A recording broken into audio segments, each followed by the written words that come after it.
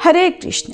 श्री हरि के इस पावन दिन पर जब मोहिनी एकादशी का महात्म्य सुनने के लिए आप सभी श्रद्धालुगण एकत्रित हुए हैं, तब एक बात अवश्य ध्यान में रखिए। ये व्रत केवल उपवास नहीं बल्कि आस्था, श्रद्धा और नियम का अद्भुत संगम है। इस व्रत की पूर्णता के लिए, इसकी गहराई को समझने के लिए मोहिनी एकादशी की कथा से पहले ग्यारस माता की कथा सुनना अत्यंत आवश्यक है। ग्यारस माता की कथा हमें सिखाती है कि अगर नियमों और संयम के साथ व्रत किया जाए तो भगवान की कृपा अवश्य मिलती है। बिना नियम, बिना श्रद्धा के किया गया उपवास केवल भूख रह जाता है, लेकिन विधि पूर्वक किया गया व्रत पापों का नाश और पुण्यों की प्राप्ति कराने वाला होता है। आइए श्रोताओ, हम सबसे पहले ग्यारस माता की पावन कथा का श्रवण करें ताकि हमारी एकादशी सिद्ध हो और भगवान श्री विष्णु की कृपा हम सभी पर बनी रहे। सभी प्रेम से बोलिए ग्यारस माता की जय, मोहिनी एकादशी की जय। एक बार देवर्षि नारद जी वैकुंठ लोक को गए। वहां उन्होंने भगवान श्री लक्ष्मी नारायण जी को प्रणाम किया। फिर नारद जी ने श्री हरि से कहा, प्रभु, अब धरती पर आपका प्रभाव कम हो रहा है। धर्म पर चलने वालों को कोई अच्छा फल नहीं मिल रहा। जो पाप कर रहे हैं उनका भला हो रहा है। तब श्री हरि कहने लगे, ऐसा नहीं है देवर्षि, जो भी हो रहा है सब नियति के कारण हो रहा है। श्री हरि की बात सुनकर नारद जी बोले, प्रभु, मैं तो देखकर आ रहा हूँ कि पापियों को तो अच्छा फल मिल रहा है, लेकिन भला करने वाले और धर्म के रास्ते पर चलने वाले लोगों को बुरा फल मिल रहा है। उन्हें दुख भोगने पड़ रहे हैं। भगवान ने कहा, देवर्षि, कोई ऐसी घटना बताओ जिससे तुम्हें ये लग रहा हो। नारद जी कहने लगे, प्रभु, अभी अभी मैं एक जंगल से आ रहा हूँ। वहां पर एक गाय दलदल में फंसी हुई थी। कोई भी उसे बचाने वाला नहीं था। थोड़ी ही देर के बाद मैंने देखा कि एक चोर उधर से गुजरा। दलदल में फंसी हुई गाय को देखकर वो रुका तक नहीं, बल्कि उस गाय पर पैर रखकर वह दलदल से भरा हुआ गड्ढा लांघकर आगे निकल गया। आगे गया तो उस चोर को सोने की मोहरों से भरी एक थैली मिली। थोड़ी ही देर बाद वहां पर एक साधु महाराज आए। उन्होंने उस गाय को दलदल में फंसा देखा तो गाय को बाहर निकालने की पूरी कोशिश की और पूरी ताकत लगाकर आखिरकार उस गाय को निकाल लिया। गाय को बाहर निकालने के प्रयास में वह साधु महाराज खुद दलदल से लथपथ हो गए थे। जब वह साधु महाराज आगे बढ़े तो एक गड्ढे में गिर गए और उन्हें चोट लग गई। प्रभु, अब आप ही बताइए, ये कौन सा न्याय है? नारद जी की पूरी बात सुन लेने के बाद श्री हरि बोले, देवर्षि, ये सही ही हुआ। जो चोर गाय पर पैर रखकर भाग गया था, उसकी किस्मत में तो एक खजाना था, लेकिन उसके इस पाप के कारण उसे केवल कुछ मोहरे ही मिल पाई। वहीं उन साधु महाराज को गड्ढे में इसलिए गिरना पड़ा क्योंकि उनके भाग्य में उस समय मृत्यु लिखी हुई थी। लेकिन एक गाय को बचाने के कारण, दलदल से बाहर निकालने के कारण उनके पुण्य बहुत अधिक बढ़ गए और उनकी मृत्यु बस एक छोटी सी चोट में बदल गई। इंसान के कर्म से ही उसका भाग तय होता है देवर्षि, इसलिए अच्छे कर्म करना कभी भी नहीं छोड़ना चाहिए। श्री हरि की बात सुनकर देवर्षि नारद मुस्कुराते हुए और प्रभु को प्रणाम करते हुए नारायण नारायण कहकर प्रभु की रचाई हुई सृष्टि की अन्य लीलाएं देखने के लिए चल पड़े। प्रेम से बोलिए श्री लक्ष्मी नारायण भगवान की जय। अब सुनिए एकादशी माता की कथा। इस कथा को सुनने से ही एकादशी का व्रत पूरा माना जाता है। श्रोताओं, एक बार एक बूढ़ी माँ ने एकादशी का उपवास रखा। बड़े ही भक्ति भाव से वह एकादशी की पूजा किया करती थी। वे बूढ़ी हो चुकी थी। उन्हें वृद्धावस्था में कोई भी ऐसी वस्तु नहीं चाहिए थी जो वे एकादशी का उपवास रखती, क्योंकि एकादशी का उपवास रखने से तो श्री हरि की कृपा से सब कुछ मिल जाता है। वो बूढ़ी माँ तो अपने बच्चों के लिए, अपने परिवार की सुख सुविधा के लिए इतना कठिन व्रत रखती थी। वे दिन भर तो बड़ा कठिन मन करके और अपनी प्यास को किसी तरह से रोके रही, क्योंकि एकादशी के व्रत में वो जल की एक बूंद भी ग्रहण नहीं करती थी। द्वादशी को ही जल पीकर वो अपने व्रत का पारणा किया करती थी। दिन भर उन्होंने किसी प्रकार अपने मन को संयमित रखा, पूजा पाठ की, व्रत की कथा पढ़ी सुनी और फिर पंडित जी को मिट्टी के एक पात्र में भरकर पानी और मौसमी फल दान में दिए। दोना भरकर शक्कर भी वितरित की। उन्हें गर्मी के कारण बड़ी बेचैनी हो रही थी। एक तो निराहार और निर्जल रहकर उपवास रखा था और ऊपर से प्यास भी अधिक सता रही थी। इस कारण उन्होंने सोचा कि चलो पानी में बैठूं, शायद थोड़ी शांति मिले। ये सोचकर वह पानी में बैठी रही, पानी से बार बार कुल्ला करती और मुंह हाथ धोती रही। तब कहीं जाकर उन्हें थोड़ा बहुत चैन मिला। एक तो धूप तेज की पड़ रही थी, इस कारण बार बार बूढ़ी माँ का मुंह सूखा जा रहा था। बूढ़ी माँ बड़ी बेचैन हो रही थी। एक तो बुढ़ापा, दूसरा यह भयंकर गर्मी। बुढ़ापे की तो स्थिति ही कुछ ऐसी होती है, बड़ी मुश्किल से धीरज बंध पाता है। अब किसी प्रकार रो धोकर दिन कट पाया। अब बूढ़ी माँ के सामने पहाड़ सी लंबी रात थी, जिसका कट पाना बड़ा ही मुश्किल दिखाई दे रहा था। चारपाई पर पड़ी हुई बूढ़ी माँ को किसी प्रकार भी शांति नहीं मिल रही थी। बार बार प्यास के मारे गला सूख रहा था और वे इस प्रकार बेचैन होकर करवटें बदलती जा रही थी। कई बार उठकर वे घर के बाहर जाती, फिर अंदर आ जाती। ना उन्हें घर के अंदर शांति मिल रही थी, ना बाहर। वे पड़ी पड़ी एकादशी माता को याद करती रही और मन में ध्याती रही कि हे माता, आप मेरी लाज रखिएगा, आप ही मुझे शक्ति दीजिएगा ताकि मैं भली भांति आपका व्रत कर सकूं और ये पहाड़ सी रात सुकून से बीत जाए। प्यास के कारण बूढ़ी माँ की बेचैनी तो बढ़ ही रही थी। उन्होंने धैर्य रखने का बहुत प्रयास किया, लेकिन आखिरकार उनकी सहनशीलता की सीमा टूट गई और वे घबराकर प्यास के मारे एकदम चिल्ला पड़ी, बचाओ बचाओ। बूढ़ी माँ का चिल्लाना सुनकर उनके परिवार के सभी सदस्य उनके आसपास इकट्ठा हो गए और बूढ़ी माँ की चारपाई के पास पहुंच गए। सब बोले, अम्मा जी क्या हुआ, आपको क्यों चिल्ला रही हो? और जब आपसे व्रत नहीं रखा जाता तो इस बुढ़ापे में इतना कठिन व्रत क्यों कर रही हो? अम्मा जी, अगर शरीर में ताकत है तभी तो भक्ति हो पाएगी। आप पानी पी लीजिए। बूढ़ी माँ अपने परिवारजनों से बोली, मेरे तो प्यास के मारे प्राण ही निकले जा रहे हैं, जरा जल्दी से मेरी छाती पर ठंडे पानी का घड़ा तो रख दो। नातियों ने दौड़कर दादी की छाती पर ठंडे पानी का बर्तन रख दिया। तब कहीं जाकर उन्हें थोड़ा बहुत सुकून मिला और जब सुकून मिला तो थोड़ी देर के लिए उन्होंने अपनी आंखें बंद कर ली।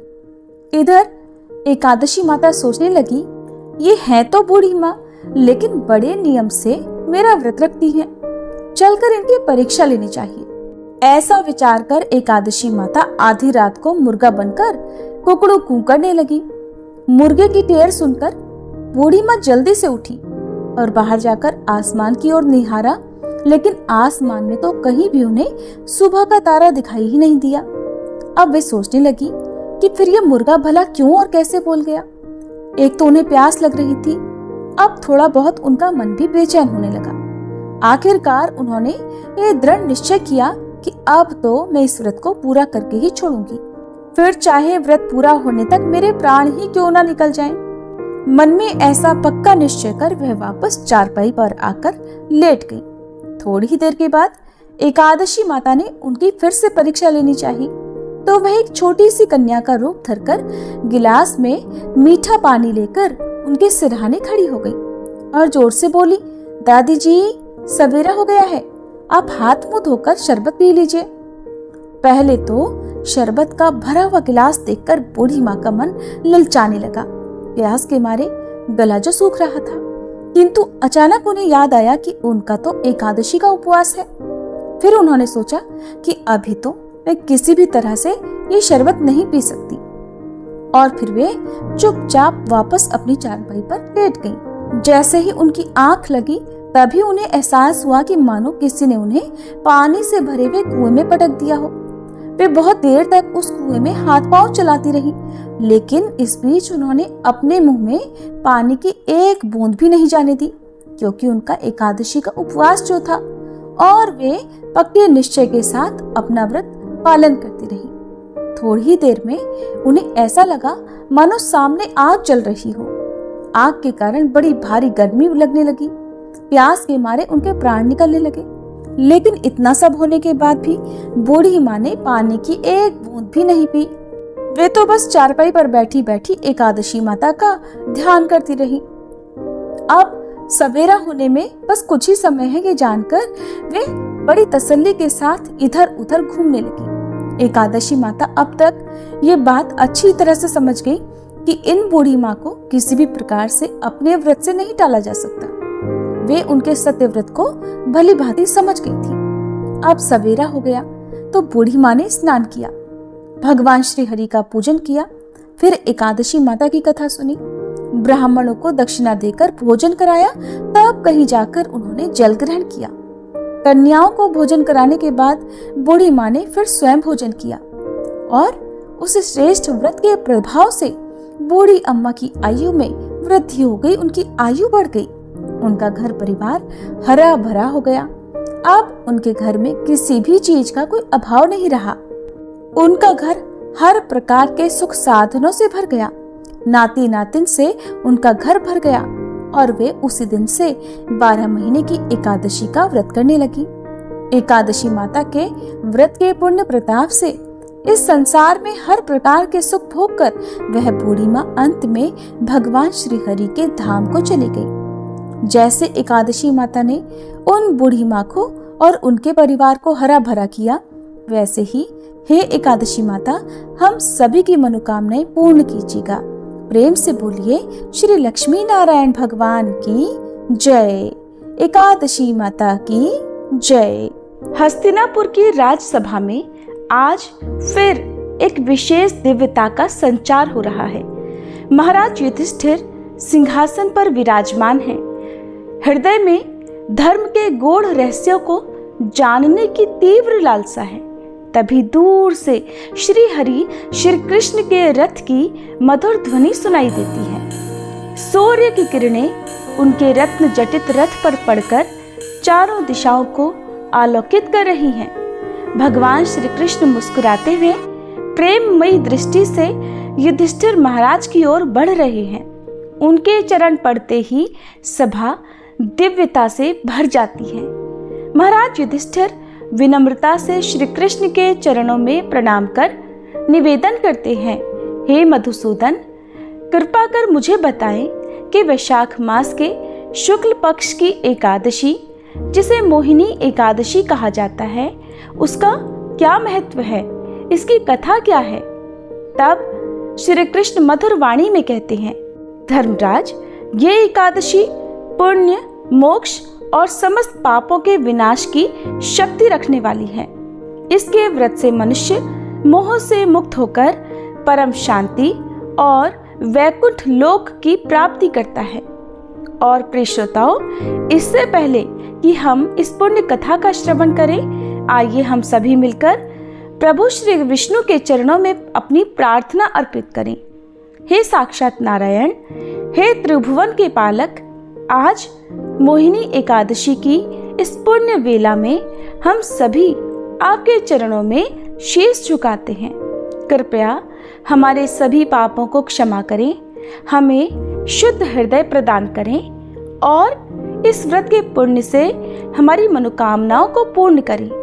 हमें भक्ति, श्रद्धा और प्रेम की शक्ति दें, ताकि हम सच्चे हृदय से आपकी सेवा कर सकें। आप ही हमारे जीवन के सार हैं, आप ही हमारे रक्षक हैं। सभी प्रेम से बोलिए श्री विष्णु भगवान की जय, श्री कृष्ण भगवान की जय। अब प्रभु की कृपा से आइए मन, वचन और हृदय से एकाग्र होकर मोहिनी एकादशी की इस अद्भुत कथा का श्रवण करें। एक समय धर्मराज युधिष्ठिर ने श्रद्धा पूर्वक भगवान श्री कृष्ण से कहा, हे मधुसूदन, वैशाख महीने के शुक्ल पक्ष की एकादशी का क्या नाम है और उसके उपवास को करने का क्या विधान है? कृपा कर ये सब मुझे विस्तार पूर्वक बताइए। तब भगवान श्री कृष्ण कहने लगे, हे धर्मराज, मैं इस विषय में एक पौराणिक कथा सुनाता हूँ जिसे एक समय महर्षि वशिष्ठ जी ने श्री रामचंद्र जी से कहा था। उसे अब मैं तुमसे कहता हूँ, ध्यान पूर्वक सुनो। एक बार की बात है, भगवान श्री राम ने महर्षि वशिष्ठ से कहा, हे गुरु श्रेष्ठ, मैंने जनक नंदिनी सीता जी के वियोग में बहुत कष्ट भोगे हैं, इसलिए अब मेरे कष्टों का नाश भला किस प्रकार होगा? आप मुझे कोई ऐसा व्रत बताने की कृपा करें जिससे मेरे सभी पाप और कष्ट नष्ट हो जाएं। तब महर्षि वशिष्ठ ने कहा, हे श्री राम, आपने लोक कल्याण के लिए बहुत उत्तम प्रश्न किया है। आपकी बुद्धि अत्यंत कुशाग्र और पवित्र है। आपके नाम के स्मरण मात्र से ही मनुष्य पवित्र हो जाते हैं। आपने लोक हित में ये बड़ा ही उत्तम प्रश्न किया है। अब मैं आपको एक एकादशी व्रत का महात्म्य सुनाता हूँ। वैशाख मास के शुक्ल पक्ष की एकादशी का नाम मोहिनी एकादशी है।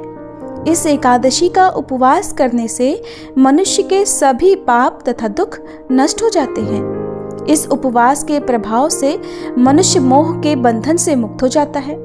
इसलिए हे राम, दुखी मनुष्य को इस एकादशी का उपवास अवश्य ही करना चाहिए। इस व्रत के करने से मनुष्य के समस्त पाप नष्ट हो जाते हैं। अब आप इसकी कथा को भी श्रद्धा पूर्वक सुनिए। प्राचीन समय में सरस्वती नदी के किनारे भद्रावती नाम की एक नगरी बसी हुई थी। उसी नगरी में द्युतिमान नाम का एक राजा राज्य करता था। उसी नगरी में एक वैश्य भी रहता था जो धन धान्य से परिपूर्ण था। उसका नाम था धनपाल। वह अत्यंत धर्मात्मा और नारायण भक्त था। उसने नगर में अनेकों भोजनालय, प्याऊ, कुएं, तालाब, धर्मशालाएं आदि बनवाए। सड़कों के किनारे आम, जामुन, केले, नीम आदि के वृक्ष लगवाए, जिससे राहगीरों को सुख मिले। उस वैश्य के 5 पुत्र थे, जिनमें सबसे बड़ा पुत्र अत्यंत पापी और दुष्ट था। वह वेश्याओं और दुष्टों की संगति किया करता था। इससे जो भी समय बच जाता उसे वह जुआ खेलने में व्यर्थ कर दिया करता था। वह बड़ा ही अधम था और देवता, पितृ आदि किसी को भी नहीं मानता था। अपने पिता का अधिकतर धन वह बुरे कर्मों में ही उड़ाया करता था। मद्यपान और मांस खाना उसका हर दिन का कर्म था। जब काफी समझाने बुझाने पर भी वह नहीं सुधरा, तब दुखी होकर उसके पिता, भाइयों और परिवारजनों ने उसे घर से निकाल दिया और उसकी निंदा करने लगे। घर से निकाले जाने के बाद अब वह अपने आभूषणों और वस्त्रों को बेच बेच कर अपना गुजारा करने लगा। धन नष्ट हो जाने पर वेश्याओं तथा उसके दुष्ट साथियों ने भी उसका साथ छोड़ दिया। जब वह भूख प्यास से व्यथित हो गया, तब उसने चोरी करने का विचार किया और रात में अब वह लोगों के घर में चोरी कर करके अपना पेट पालने लगा। लेकिन एक दिन वह पकड़ा गया, किंतु सिपाहियों ने वैश्य का पुत्र जानकर उसे छोड़ दिया। जब वह दूसरी बार फिर से पकड़ा गया, तब सिपाहियों ने भी उसका कोई लिहाज नहीं किया और राजा के सामने प्रस्तुत करके उसे सारी बात बताई। तब राजा ने उसे कारागार में डलवा दिया। कारागार में राजा के आदेश से उसे बहुत कष्ट दिए गए और अंत में उसे नगर छोड़कर जाने को कह दिया गया। दुखी होकर अब उसे वह नगर छोड़ना पड़ा। अब वह दुष्ट जंगल में पशु पक्षियों को मार मार कर अपना पेट भरने लगा, कच्चा मांस खाने लगा। फिर बहेलिया बन गया और धनुष बाण से जंगल के बेजुबान प्राणियों को मार मार कर खाने और बेचने लगा। एक बार भूख और प्यास से व्याकुल होकर वह भोजन की तलाश में निकला और कौंडिन्य मुनि के आश्रम में जा पहुंचा। उन दिनों वैशाख का महीना था। कौंडिन्य मुनि गंगा स्नान करके आए हुए थे। उनके भीगे वस्त्रों के छींटे मात्र पड़ने से उस पापी को कुछ सद्बुद्धि मिली। वह अधम अब ऋषि के पास जाकर हाथ जोड़कर विनम्रता पूर्वक कहने लगा, हे महात्मा, मैंने अपने जीवन में अनेकों पाप किए हैं। कृपा कर आप उन पापों से छूटने का कोई साधारण और बिना धन का उपाय बताइए। मैं उन सभी पापों से मुक्त होना चाहता हूँ। तब ऋषि ने कहा, तू ध्यान देकर सुन। वैशाख मास के शुक्ल पक्ष की एकादशी का व्रत कर। इस एकादशी का नाम मोहिनी है। इसका उपवास करने मात्र से ही तेरे सभी पाप नष्ट हो जाएंगे। ऋषि के वचनों को सुनकर वह बहुत प्रसन्न हुआ और उनकी बतलाई हुई विधि के अनुसार फिर उसने मोहिनी एकादशी व्रत का पालन किया। वशिष्ठ मुनि कहते हैं, हे श्री राम, इस व्रत के प्रभाव से उसके सभी पाप नष्ट हो गए और फिर अंत में वह गरुड़ पर सवार होकर श्री विष्णु लोक को गया। संसार में एकादशी व्रत से उत्तम दूसरा कोई व्रत नहीं है। एकादशी के महात्म्य के श्रवण और पठन से जो पुण्य मिलता है वह पुण्य 1 सहस्त्र गौदान के पुण्य के बराबर है। कथा का सार ये है कि प्राणी को सदैव संत जनों का संग करना चाहिए। संतों की संगति से मनुष्य को न केवल सद्बुद्धि मिलती है अपितु उसके जीवन का उद्धार हो जाता है। पापियों की संगत प्राणी को घोर नरक में ले जाती है। युधिष्ठिर महाराज को मोहिनी एकादशी व्रत का महात्म्य सुनाकर भगवान श्री कृष्ण मौन हो गए और फिर धर्मराज युधिष्ठिर ने भी श्रद्धापूर्वक मोहिनी एकादशी का दिन आने पर श्रद्धापूर्वक इस एकादशी व्रत का पालन किया और द्वादशी तिथि को शुभ मुहूर्त में व्रत का पारण किया। इस प्रकार भगवान श्री कृष्ण ने मोहिनी एकादशी की पवित्र कथा युधिष्ठिर महाराज को सुनाई, उनकी सभी शंकाओं का समाधान किया और उन्हें धर्म में दृढ़ किया। कथा समाप्त होते ही उन्होंने करुणामयी दृष्टि से युधिष्ठिर को देखा, आशीर्वाद दिया और अपने दिव्य रथ पर बैठकर मधुर मुस्कान के साथ द्वारका की ओर प्रस्थान किया।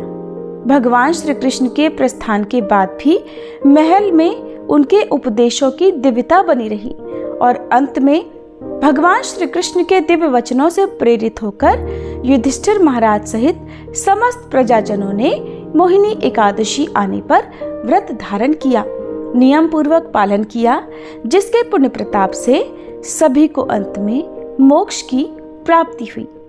ऐसी है मोहिनी एकादशी व्रत की महिमा। एकादशी व्रत विशेषकर अपने सभी पापों के नाश के लिए रखे जाते हैं। तो आइए प्रिय श्रोताओ, अब हम सभी सच्चे मन से अपने जाने अनजाने में किए गए पापों का प्रायश्चित करने के लिए भगवान श्री हरि से प्रार्थना करें और सुने पाप नाशन स्तोत्र का हिंदी अनुवाद। महर्षि वेद व्यास जी द्वारा रचित 18 पुराणों में से एक अग्नि पुराण में अग्निदेव द्वारा महर्षि वशिष्ठ को दिए गए विभिन्न उपदेश हैं और इसी के अंतर्गत इस समस्त पाप नाशक स्तोत्र के बारे में महात्मा पुष्कर कहते हैं कि मनुष्य चित्त की मलिनतावश चोरी, हत्या, पर स्त्री गमन आदि तरह तरह के पाप करता है, पर जब चित्त कुछ शुद्ध होता है तब उसे इन पापों से मुक्ति की इच्छा होती है। उस समय भगवान नारायण की दिव्य स्तुति करने से समस्त पापों का प्रायश्चित पूर्ण हो जाता है। इसलिए इस दिव्य स्तोत्र का नाम समस्त पाप नाशक स्तोत्र है। महात्मा पुष्कर कहते हैं, सर्वव्यापी श्री विष्णु को सदा नमस्कार है, श्री हरि विष्णु को नमस्कार है। मैं अपने चित्त में स्थित सर्वव्यापी अहंकार शून्य श्री हरि को नमस्कार करता हूँ। मैं अपने मानस में विराजमान अव्यक्त, अनंत और अपराजित परमेश्वर को नमस्कार करता हूँ। सबके पूजनीय, जन्म और मरण से रहित, प्रभावशाली श्री विष्णु को नमस्कार है। श्री विष्णु मेरे चित्त में निवास करते हैं। श्री विष्णु मेरी बुद्धि में विराजमान है। श्री विष्णु मेरे अहंकार में प्रतिष्ठित हैं और श्री विष्णु मुझ में भी स्थित हैं। वे श्री विष्णु ही चराचर प्राणियों के कर्मों के रूप में स्थित हैं। उनके चिंतन से मेरे पाप का विनाश हो। जो ध्यान करने पर पापों का हरण करते हैं और भावना करने से स्वप्न में दर्शन देते हैं। इंद्र के अनुज शरणागतों का दुख दूर करने वाले उन पापापहारी श्री विष्णु को मैं नमस्कार करता हूँ। मैं इस निराधार जगत में अज्ञानांधकार में डूबते हुए को हाथ का सहारा देने वाले परात्पर स्वरूप श्री विष्णु के सम्मुख प्रणत होता हूँ। सर्वेश्वर प्रभु, कमल नयन परमात्मन, ऋषिकेश आपको नमस्कार है। इंद्रियों के स्वामी श्री विष्णु आपको नमस्कार है। हे नरसिंह, अनंत स्वरूप गोविंद, समस्त भूत प्राणियों की सृष्टि करने वाले केशव, मेरे द्वारा जो दुर्वचन कहा गया हो अथवा पाप पूर्ण चिंतन किया गया हो, मेरे उस पाप का प्रशमन कीजिए, आपको नमस्कार है।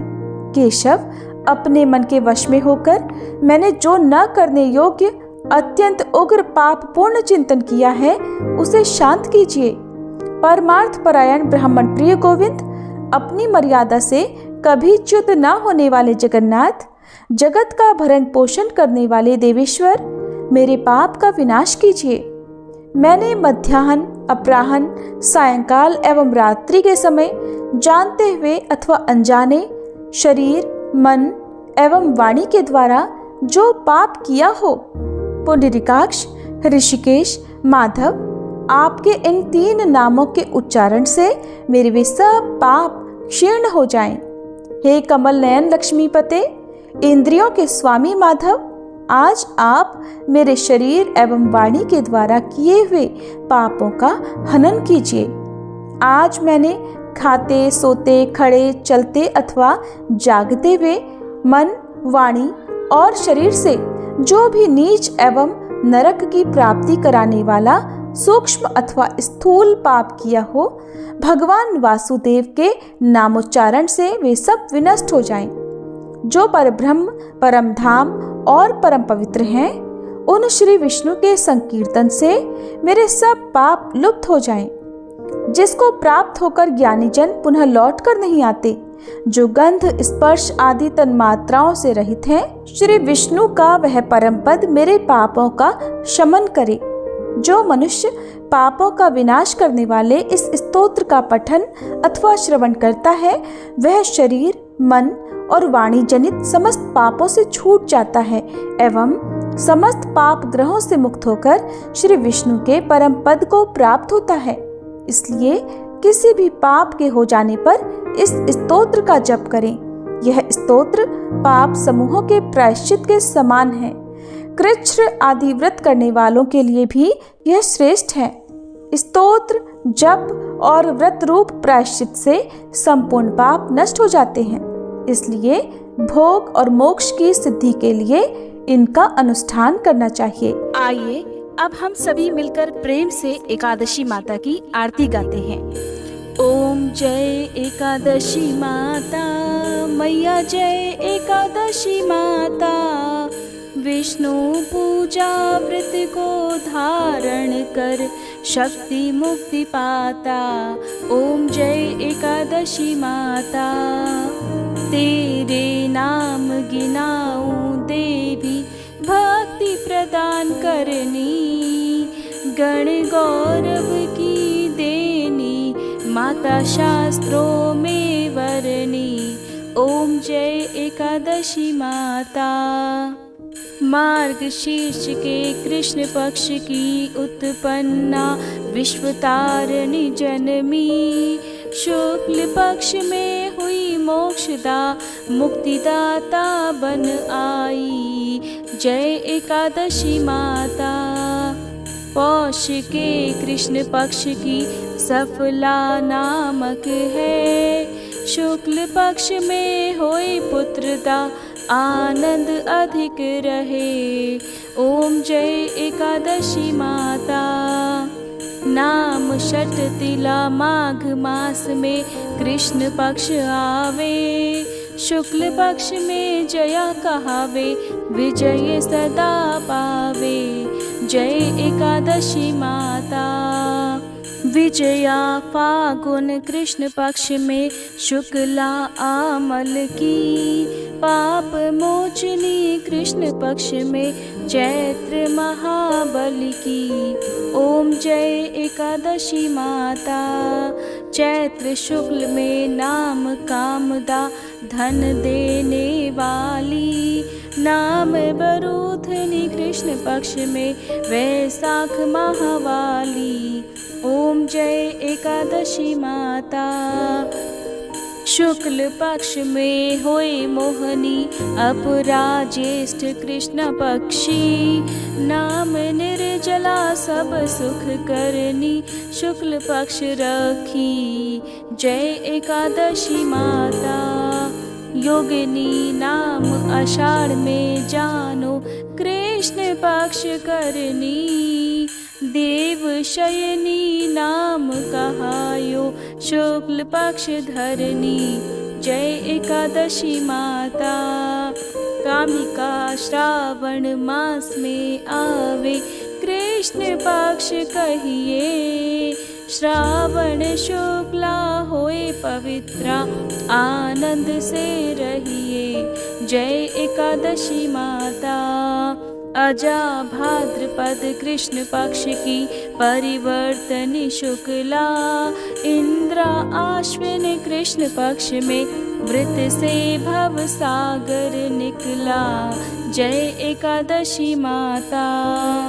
पापांकुशा है शुक्ल पक्ष में आप हरणहारी, रमा कार्तिक में आवे सुखदायक भारी ओम जय एकादशी माता। देवोत्थानी शुक्ल पक्ष की दुख नाशक मैया, पावन मास में करो विनती पार करो नैया ओम जय एकादशी माता। परमा कृष्ण पक्ष में होती जन मंगल करनी, शुक्ल पक्ष में होए पद्मनी दुख दारिद्र हरनी ओम जय एकादशी माता। जो कोई आरती एकादशी की भक्ति सहित गावे, जन गुरुदिता स्वर्ग का वासा निश्चय वह पावे ओम जय एकादशी माता। मैया जय एकादशी माता, ओम जय एकादशी माता।